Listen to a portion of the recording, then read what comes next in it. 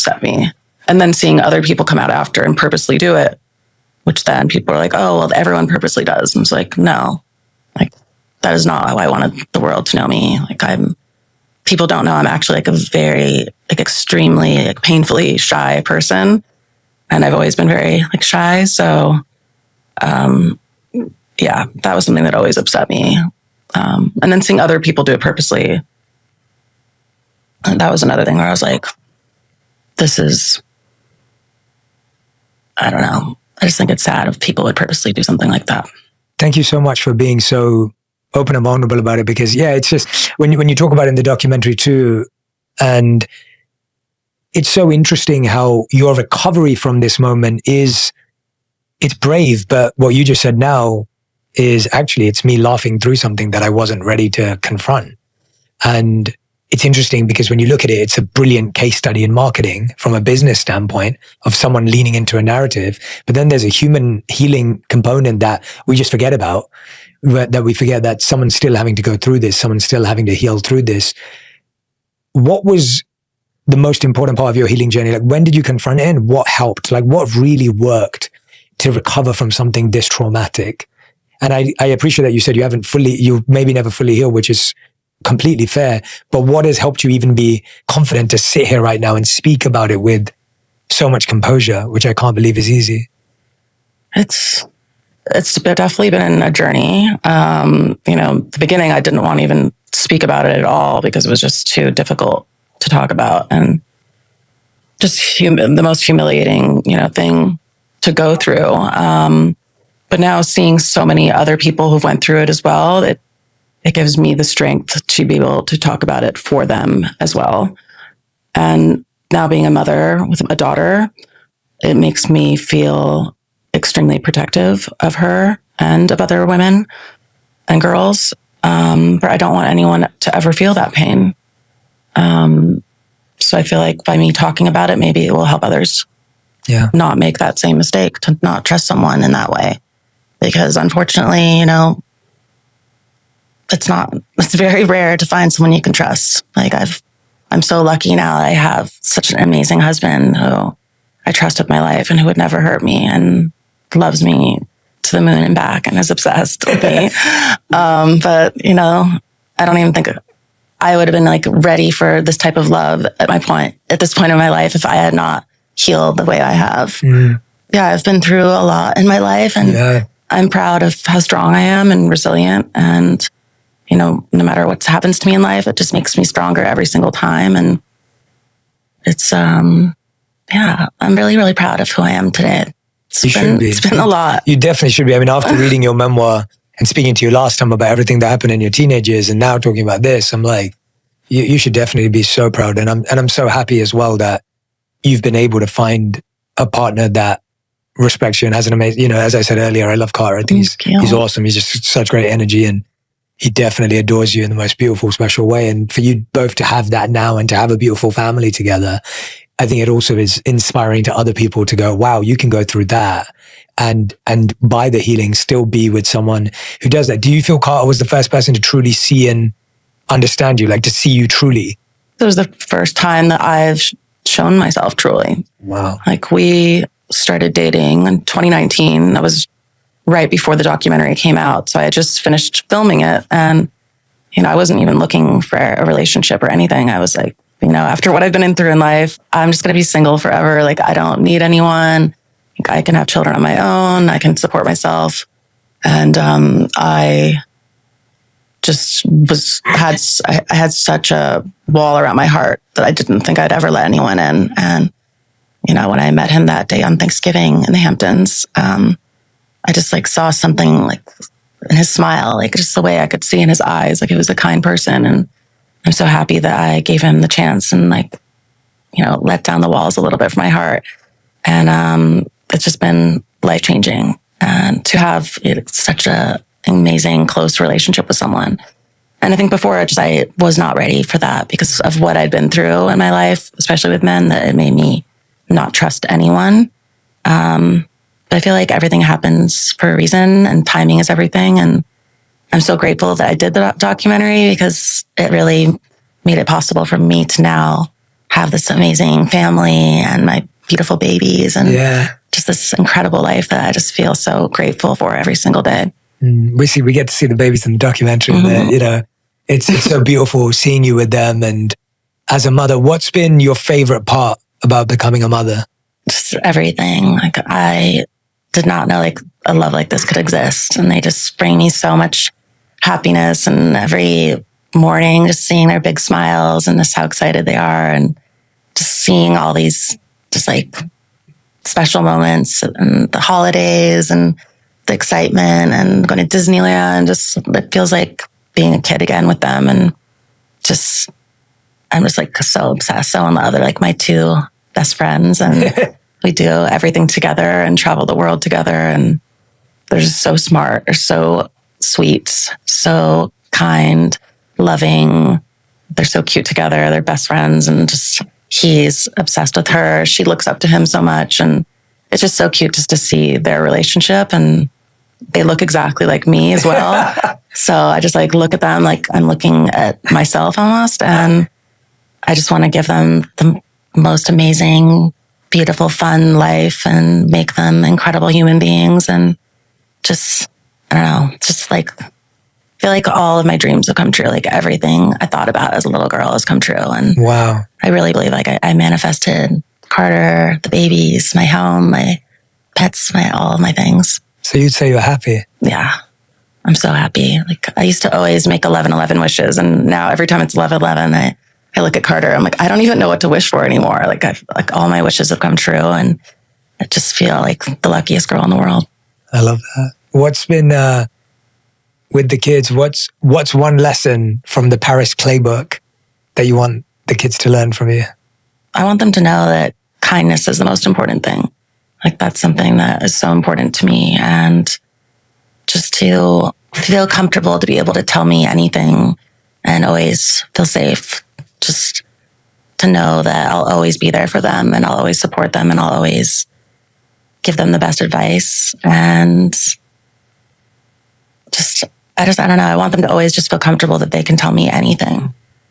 Because I feel like if your kid is too scared to say something to you, then I don't know, then bad things might happen because they don't feel comfortable to say something to you. I totally agree with that. I think all the trouble I got into as a kid was because I didn't feel comfortable telling my parents stuff.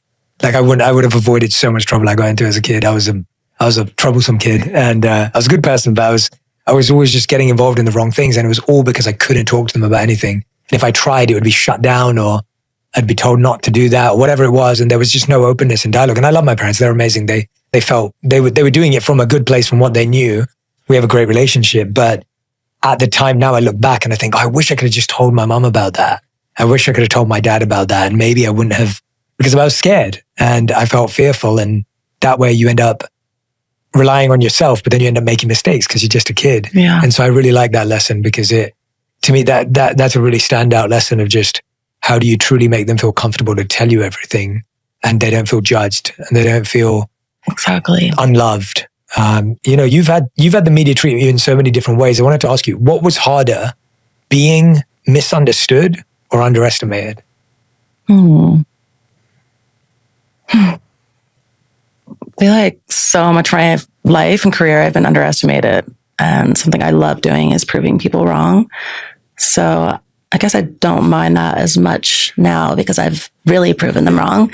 But yeah, being misunderstood, I think people just having, a certain way to think about you, which there's always been so much more to me than what people ever thought. And I'm showing that side of me now, which has been so freeing, to be able to show that there's so much more than, the girl that they thought they knew.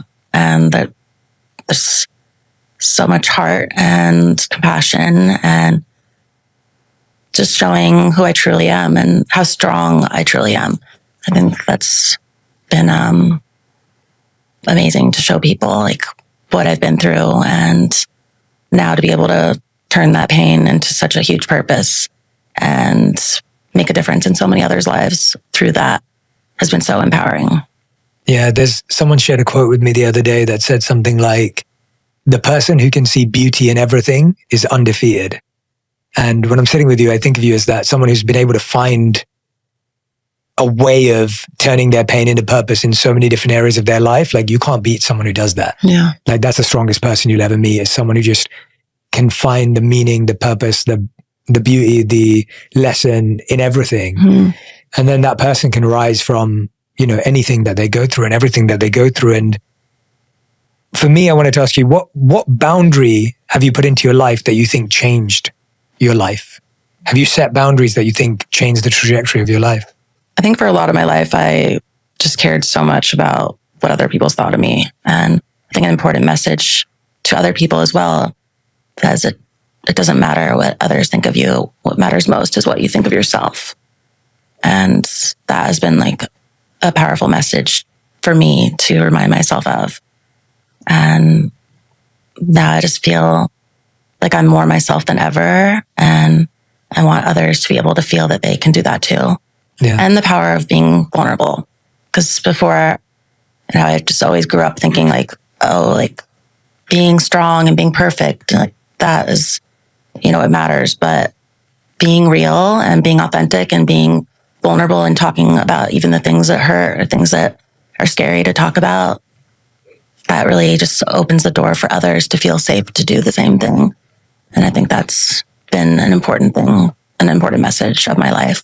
Yeah, as I'm sitting here listening to you, I'm almost thinking that, you know, when we're young, you all feel you have to be one version of yourself because you want to be the cool person or the person who fits in or the person who sets trends.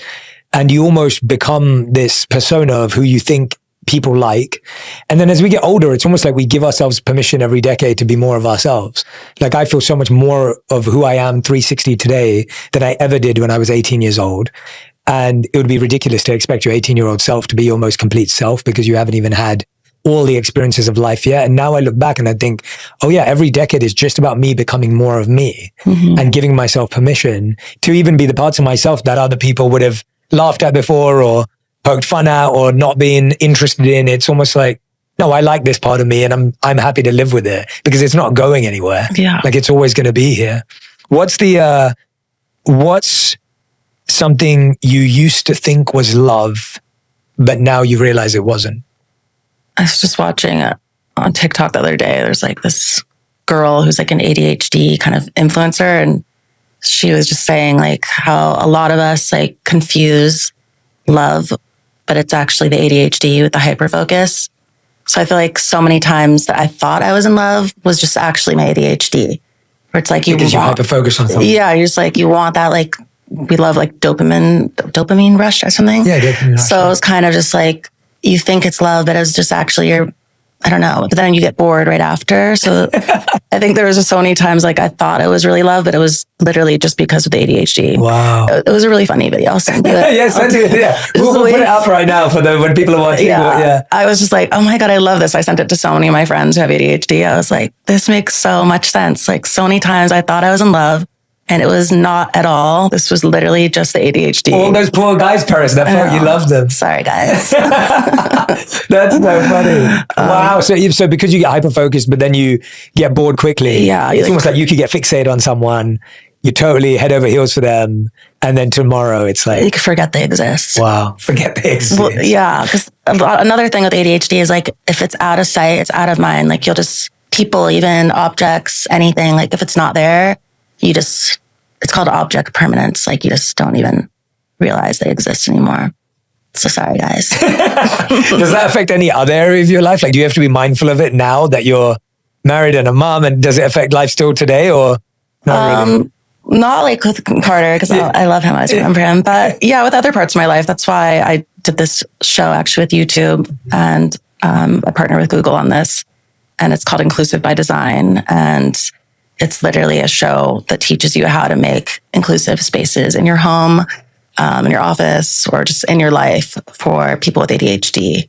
So that's something that I've been like learning a lot about, which has been so interesting and so much fun. That is interesting. I mean, it's brilliant though, because I feel like you found all these tools and principles or concepts that you understand about how your brain works, and therefore you can actually create a space in a way that fulfills you and, you know, makes a difference in the morning rather than waking up feeling reactive to whatever you go through. What are some of the rhythms and routines you've had to put into place that help you thrive with your ADHD? I mean, we see in the documentary, I mean, you're performing in front of thousands of people, you're rehearsing, you're writing, you know, it's stressful. We see moments of you breaking down as well. Like, what are the routines you've had to set up that have allowed you to thrive at this level for this long?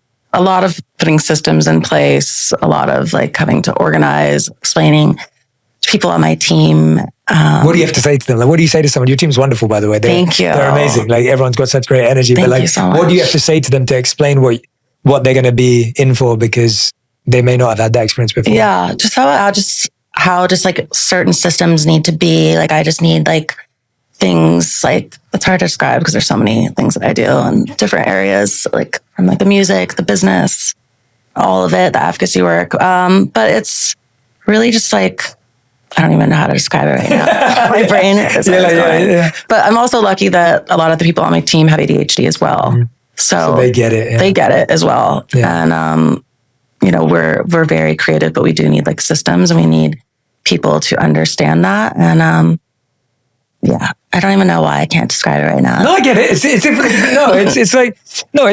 I'm intrigued because I think, again, there'll be lots of listeners who might be helped by that, because I think a lot of people are trying to figure it out and are trying to thrive with ADHD. We're seeing people being diagnosed. And I think, as you said, you're successful, you're reinventing yourself, you do a lot of different things, and you're doing that with ADHD. And so my reason for asking was more just so that people could learn some of those different tricks. Well, the documentary shows a lot of what you're working through, so people can definitely watch that and figure it out there. All right, I've got a few last questions I want to ask you. What did you used to apologize for that you no longer apologize for? Trying to think what I would apologize for.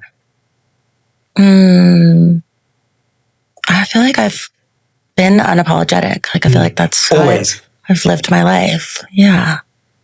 That's a good answer. But maybe apologizing, like always having to like be perfect.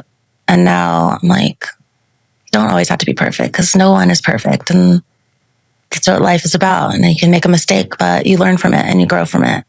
So I feel like everything in life happens for a reason.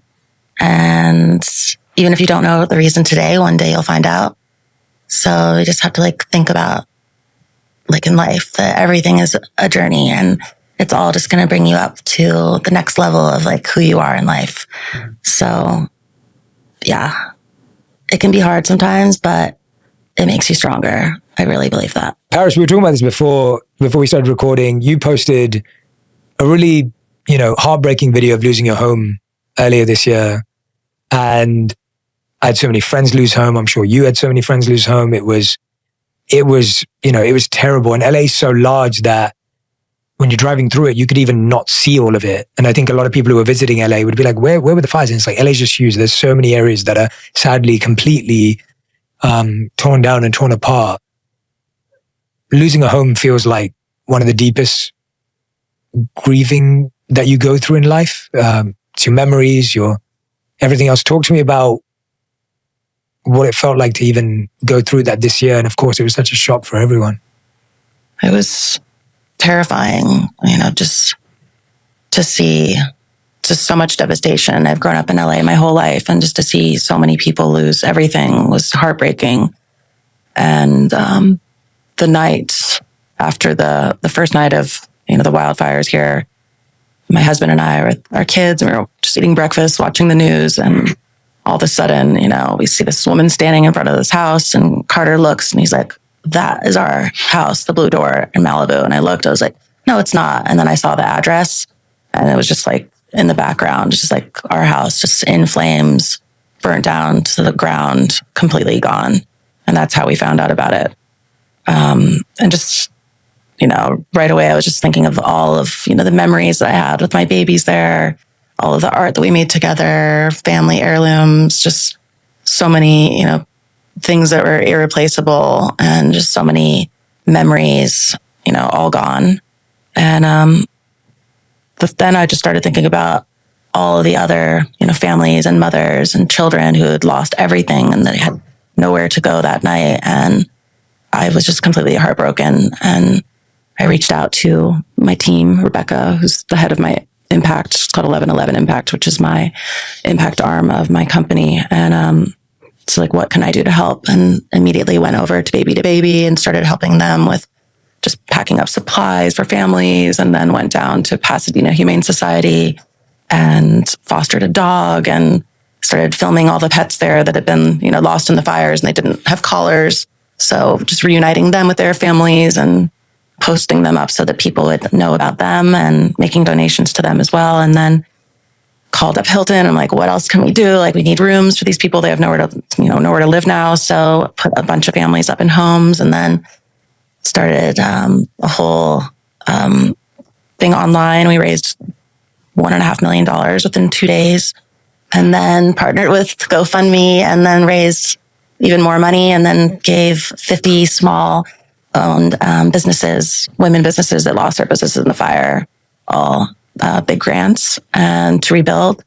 And then went out and been visiting in Altadena and just helped with the Altadena girls, and built this living lounge where it's like this whole place where all these girls can go and hang out. And it's like really pink and beautiful and so fun. And they just had an opening with like 2 weeks ago, and the girls were all there. So it's just so amazing just to see how much happiness it brought them.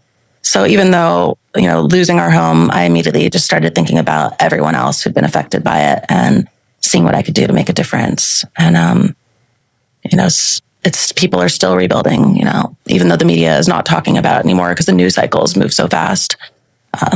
People are still, trying to rebuild their lives, and we are still actively working with them to help that happen. So it's been traumatizing, but also just seeing all the communities come together and so many people supporting each other, I thought was such a beautiful thing to see. Yeah, I thought it was incredible to see the resilience of LA. I think LA gets such a bad rap sometimes for being weak or soft or being, too whatever. And everyone was out on the streets helping each other. There was just so much community, and there was so much camaraderie, and everyone showed up. And it was all the examples that you were beautifully involved in, and just so much, I really felt alive here. Like it felt that everyone was trying so hard to help each other. Yeah. And it was so beautiful to see the city come together, even though it was, extremely tragic and traumatic for everyone who went through it. The fact that people showed up and served in everyone else's time of need, it was so needed. And I couldn't agree with you more. The work continues. It's not solved, and it's not over, and it keeps going. Paris, you've been amazing today, as always. I love talking to you. I learned so much from you. I was getting to know you at the time, and when I read your memoir, it transformed everything I understood about you.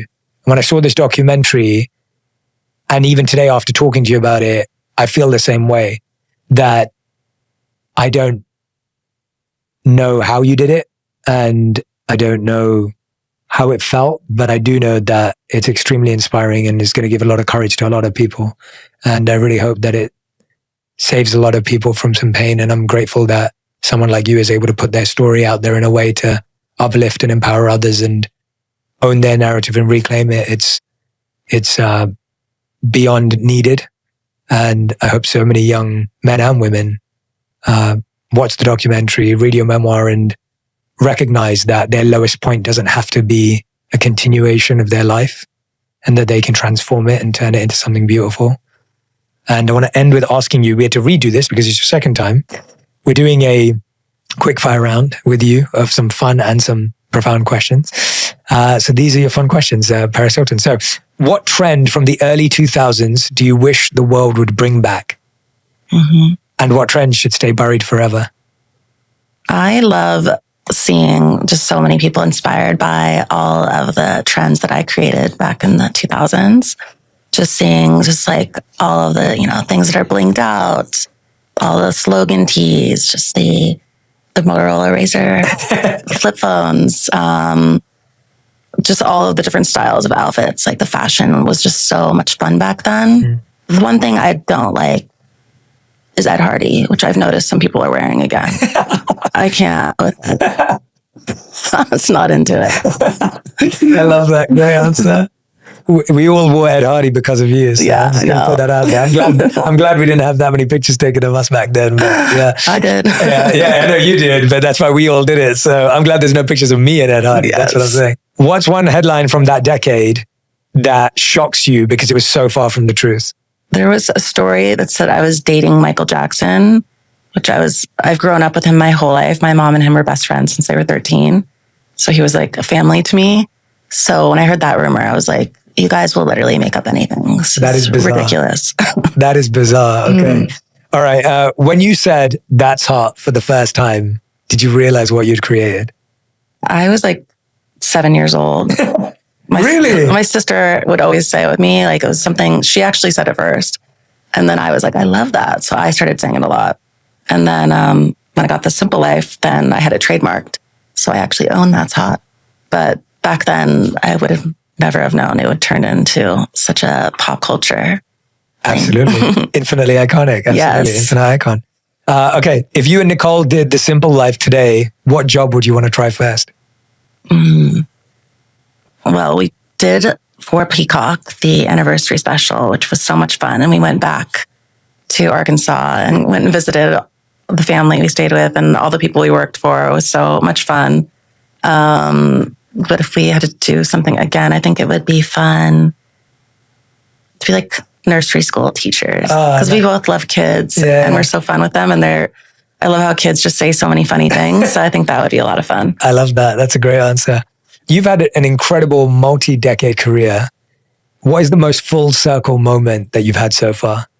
Being in DC and passing my first federal bill to protect children. Like that's something I've done a lot in my life that I'm proud of, but doing that work has been just the most healing and empowering work of my life. And I'm extremely proud that I'm able to protect so many children and to change 15 state laws as well, which as a little girl, I never would have thought it would be possible that I could ever do something like that. But how hard was that to get instated? And how was it already not instated?